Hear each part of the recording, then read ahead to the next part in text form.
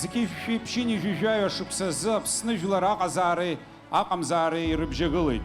Аԥсадгьыл ахьчара игылеит зегьы, хәыҷи-дуи. Дара еибашьуамызт хьӡык ҳгандаз, ҳамҭак ҳаундаз ҳәа.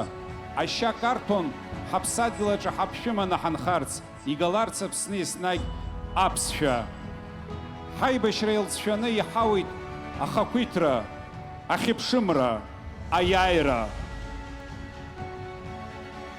26 августа 2008 года этот день вошел в историю. День, когда Россия признала право Абхазии на независимое будущее.